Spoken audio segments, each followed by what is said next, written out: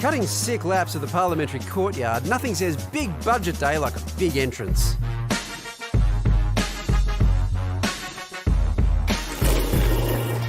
Throw in some big folder energy and you got yourself a good time.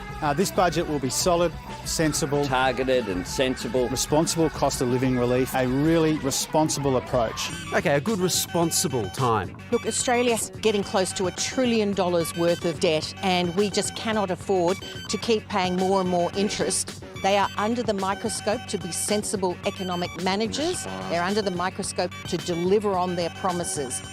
But sensible doesn't mean no sweeteners. Leaked to the media today, plans to build 1 million new homes in a scheme involving the states and private investors, including the superannuation sector. It's a high priority for us to get more affordable housing closer to where the jobs and opportunities are. You'll hear more about that tonight. Anything that supports supply of new houses into the market is going to make a positive impact. And using superannuation funds or investment funds to help deliver that is a win-win for everybody. It's a good policy. And then there are the goodies that have already been announced. Among them, plans to increase paid parental leave to 26 weeks, cheaper childcare thanks to $5 billion worth of increased subsidies, the $2.4 billion investment in the national broadband network, $2.5 billion worth of aged care reforms, and tax breaks to lower the cost of electric vehicles. measures that boost the economy, that boost productivity. So far, I have to say, what we've seen has been disappointing. A deteriorating jobs market, a deteriorating economy, a deteriorating deficit.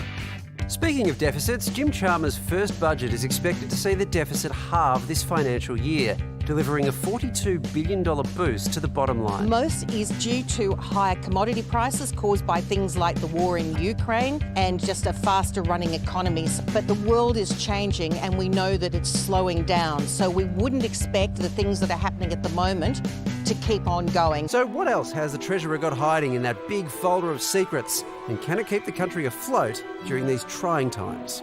You can probably assume all the fun bits already known because they would tell the media that. So that they leak the good stuff. Yeah. But I find it amazing how, like, the bits of good budgetary news, like the deficit support or whatever, are all predicated on terrible things, right? So, you know, the war in Ukraine or something like that, or commodity prices, which, you know, is at odds with the way the government likes to talk about things like climate. So it's always just swings and roundabouts with these things. So what about the Fin Review reporting that he will have cut some of the Morrison government programs? Yeah. Do we have any idea which ones they are? Well, I don't think we know all of them, but we know they've done things with like grants programs and things like that, which obviously works for them politically because they've been attacking that for a long time. But I guess we just have to wait and see. I don't think they will cut anything that would undercut the kinds of things they were talking about, like provision of certain social services and whatever, because they've run so hard on that. Yes. And there's going to be a lot of spending here. And the problem is if... And they are supposed to be the Labor Party. Yeah, right. And they ran on that, right? Yeah, So, But the problem is if the deficit's shrinking in a temporary way and you add all this new spending, then you could very quickly find you've undone the benefit of that. So it's a tricky balance. I mean... Lucky we live in a land full of resources. Yeah. Isn't it? That's how you feel, isn't it? Yeah. Yeah. Could tax the people who dig them up. Yeah. So you want to bring back the mining tax? Kevin Rudd, I think... We never had a mining tax, did we? We did briefly, remember? And it raised $0. Right. Do you remember that?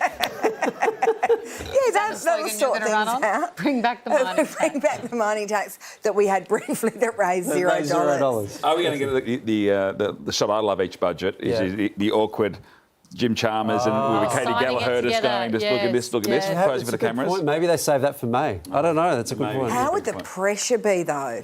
Oh! What, delivering it? Chalmers, you'd be sweating.